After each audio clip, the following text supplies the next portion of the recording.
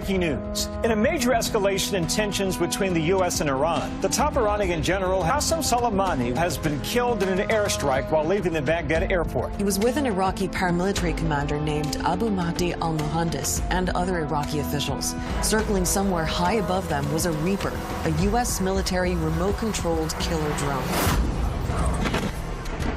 It's unlikely they would have seen or heard it. They probably died instantly. Soleimani was the commander of the Quds Force, a unit of Iran's Revolutionary Guard responsible for foreign operations. And he was also considered to be the second most powerful man in Iran, behind the country's supreme leader, Ayatollah Ali Khamenei. The Pentagon announcing that the strike was ordered by President Trump. Soleimani was actively planning new attacks, and he was looking very seriously at our embassies, and not just the embassy in Baghdad, but we stopped. Last night, at my direction, the United States military killed the #1 terrorist anywhere in the world, Qasem Soleimani.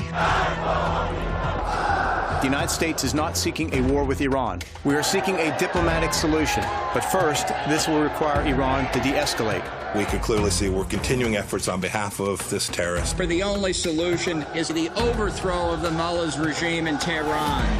This is an attack on our sovereignty and our dignity.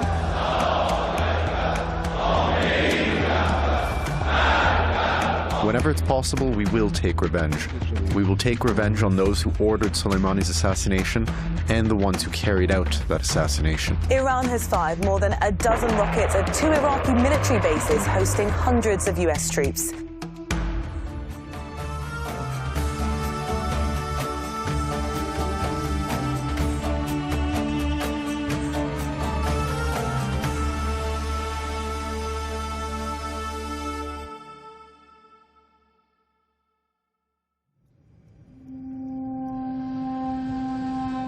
Good evening, ladies and gentlemen. This is Captain speaking. My name is Vladimir Kaponenko. Welcome on board Ukraine International Airlines, Boeing 737-800. On behalf of Ukraine International Airlines, I apologize for the delay. And approximately in 5 minutes, we will start our journey. Thank you for the attention. Civilian airliner PS-752 took off into the dark skies over Tehran. 6 minutes later, it was mistaken for a threat and shot down.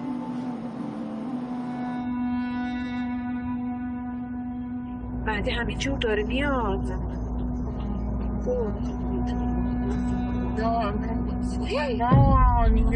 یا فاطمه زهرا این چی بود؟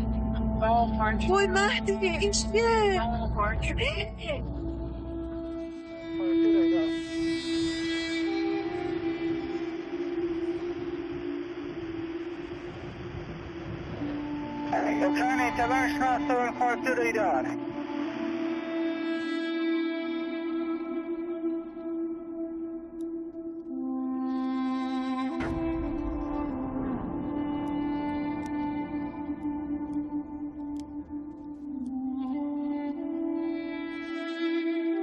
The air disaster that has left 57 Canadians dead.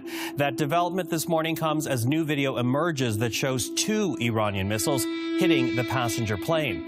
Now take a look at this. It appears to show the first missile. You can see it moving left to right across your screen, hitting the Ukrainian International Airlines jet shortly after takeoff. The Times analysis shows the plane flying for another 23 seconds before the second missile hits it, and Flight 752 explodes in flames. Minutes later, it crashed near a village outside Tehran. This is what the skies looked like as Flight 752 was taking off. A few planes over Iran, but not many. The flight tracker shows while the official flight time was recorded as just under 4 minutes, almost half of that was spent taxiing. It only spent 2 minutes airborne. It reached 2,400 meters, 8,000 feet. No indication of the flight path becoming less steep, as you might see with an engine failure. And then, nothing. No more coordinates broadcast. My journey began studying color revolutions worldwide, driven by the scars of my homeland, Ukraine, torn apart by violent regime change in 2014. I discovered a chilling truth. The tragedy of a downed plane can become a weapon to control the minds of millions. Here, beneath the shadow of the gate of all nations, stood the symbol of an empire that welcomed the world. Not with uniformity, but with unity.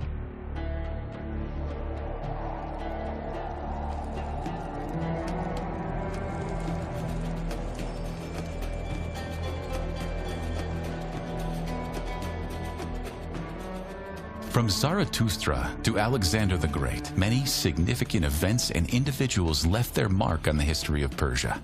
Zarathustra, also known as Zoroaster, was a prophet and a founder of Zoroastrianism, one of the world's oldest monotheistic religions. His teachings emphasized the concept of good versus evil and the worship of Ahura Mazda, the supreme god.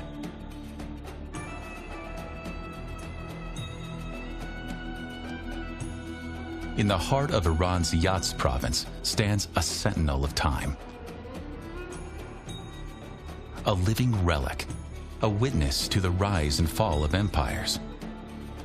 A tree that has stood for millennia, the cypress of Abarku. Some say it was planted by Japhet, the son of Noah, a living link to the dawn of civilization. Others believe Zoroaster himself, the ancient prophet of Persia, placed it in the earth, blessing it with the wisdom of the divine. But perhaps the most haunting legend of all is that this tree has a soul. In Persian culture, the cypress is the symbol of eternity. A tree that bends but never breaks. After the fall of Darius III, the vast territory of the Achaemenid Empire came under the control of Alexander the Great, but his triumph was fleeting.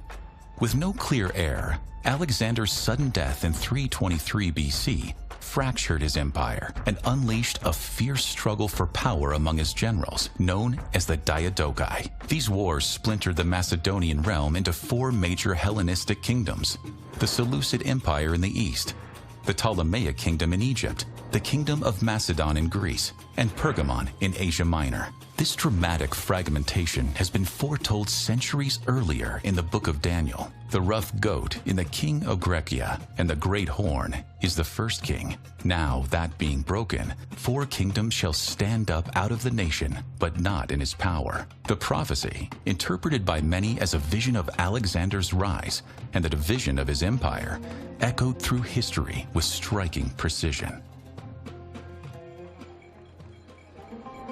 In this era of economic boom, the arts and scientists flourished like never before.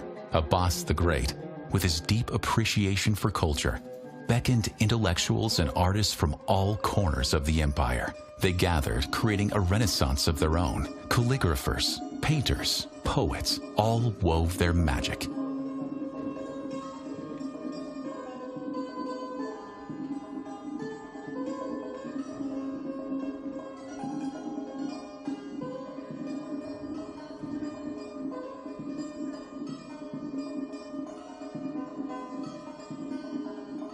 Persian art lives in the air, the stone, the stillness. That same touch of beauty continues in hands that paint ceramic plates, where ancient motifs bloom anew.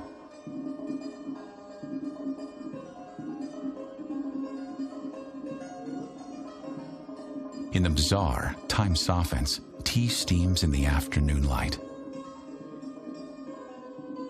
And among these quiet exchanges, one tradition remains as rooted as the soil beneath it.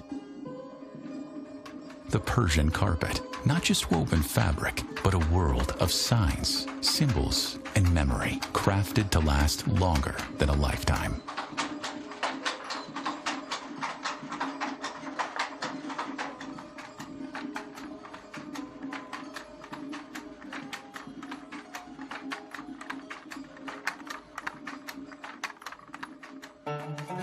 And you know, the history of Persian carpet, as much as become older, the prices get higher because history of Persian carpet, the old is more expensive than new.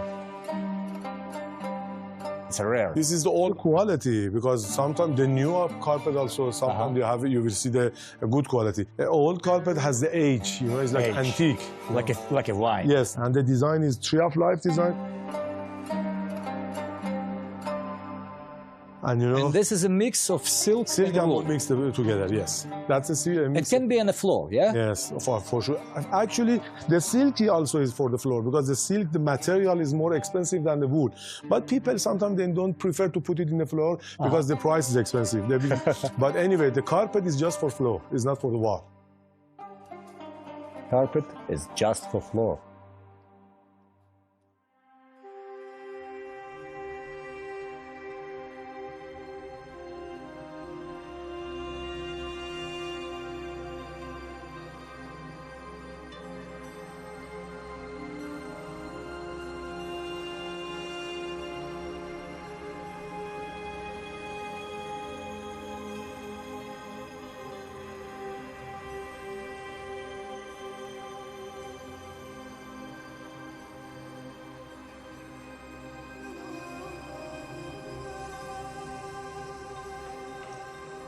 Persian calligraphy reached new heights during this time.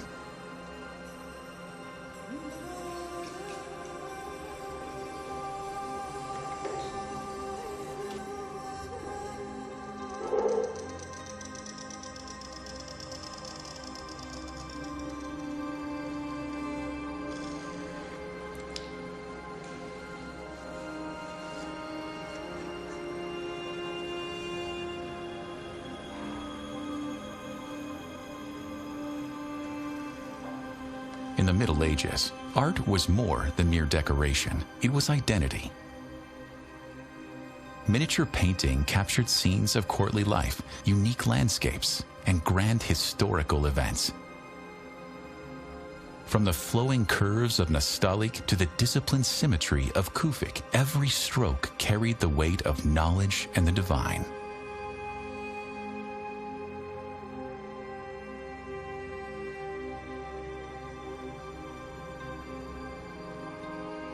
Persian miniatures were a universe unto themselves, a visual poetry where warriors, lovers, and mystics lived beyond time.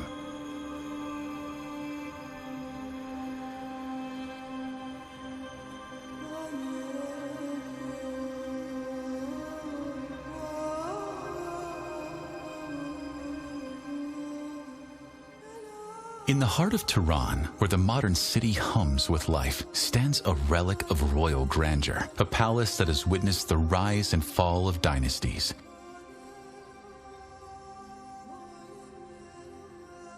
This is Golistan Palace.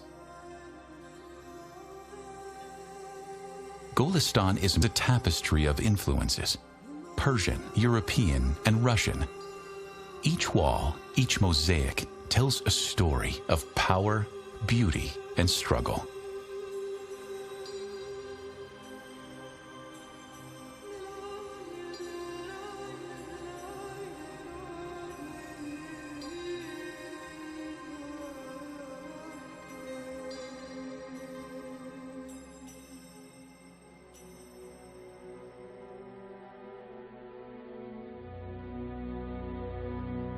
پادشاها جرم ما را درگذار ما گناهکاریم و تو آمرزگار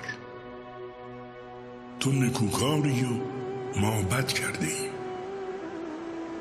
جرم بی پایان و بی حد کرده ایم سالها در فسق و عصیان گشته ایم آخر از کرده پشیمان گشته ایم روز و شب اندر معاصی بوده ایم غافل از یؤخذ به نواسی بوده ایم دائما در بند عصیان بوده ایم هم قرین نفس و شیطان بوده ایم بیگناه نگذشت بر ما ساعتی با حضور دل نکرده طاعتی بر در آمد بنده بگریخته آبروی خود به عصیان ریخته مغفرت دارد امید از لطف تو، زان که خود فرموده ای لا تقنطوا. بحر الطاف تو بی پایان بود، ناامید از رحمتت شیطان بود. نفس و شیطان زد کریما راه من، رحمتت باشد شفاعت خواه من. چشم دارم که از گناه پاکم کنی، پیش از آن که در جان خاکم کنی. اندر آن دم که از بدن جانم بری، از جهان با نور ایمانم بری.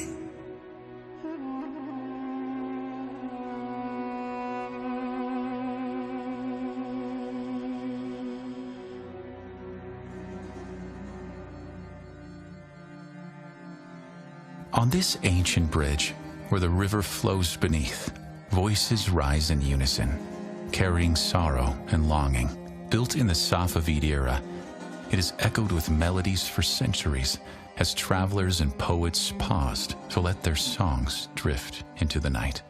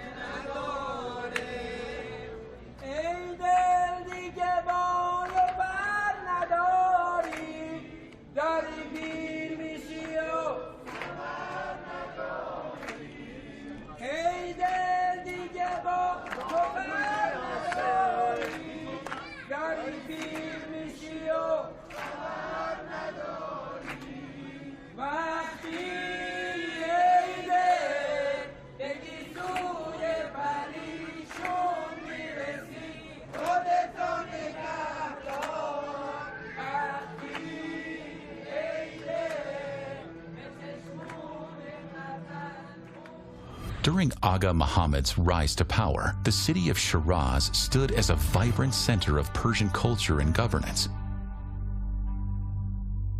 The imposing Argi Karim Khan, or Shiraz Citadel, once served as a royal residence and symbol of Shiraz's prominence as a capital of Persia.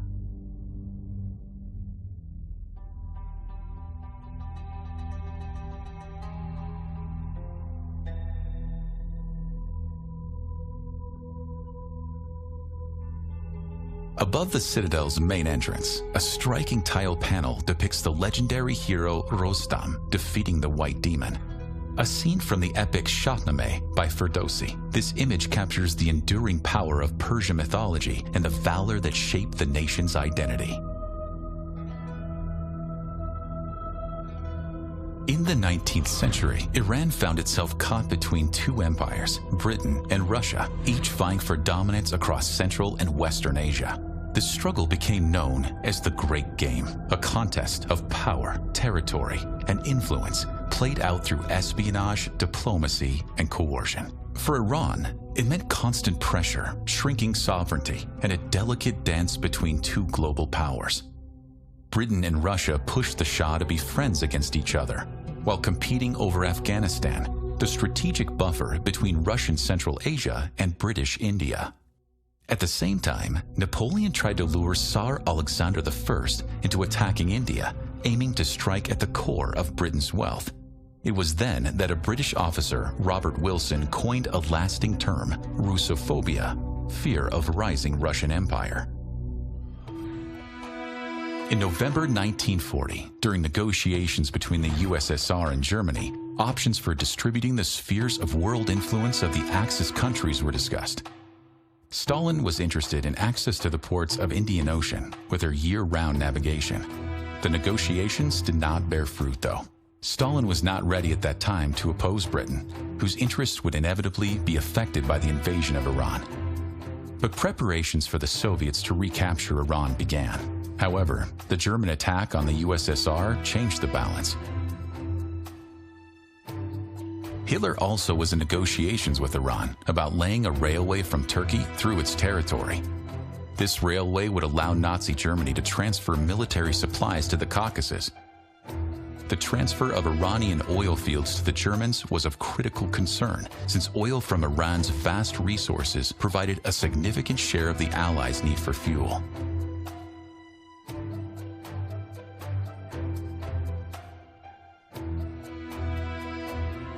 Knowing about Pahlavi's historical sympathy for Germany, the Allies issued an ultimatum demanding that Reza Shah expel from Iran all Germans and agree to the deployment of Soviet and British garrisons in the country.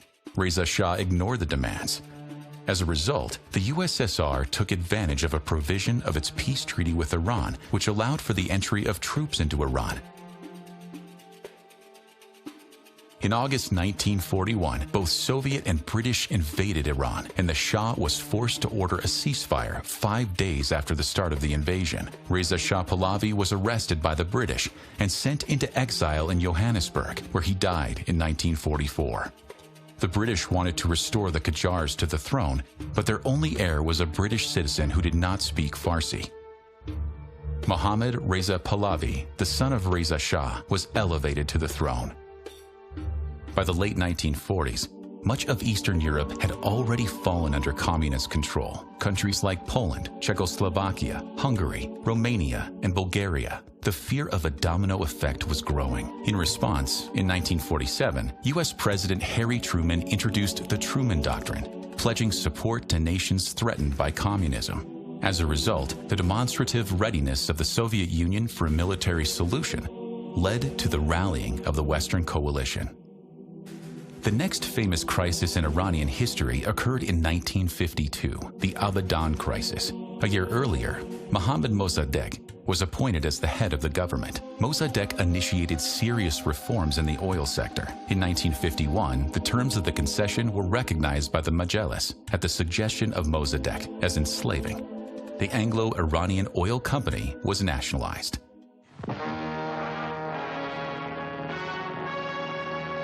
The last group of British oil experts passed through the customs en route for Iraq and home, many leaving a lifetime of service behind them as they see the liquidation of 50 years' magnificent achievement in the hospitable soil of Persia.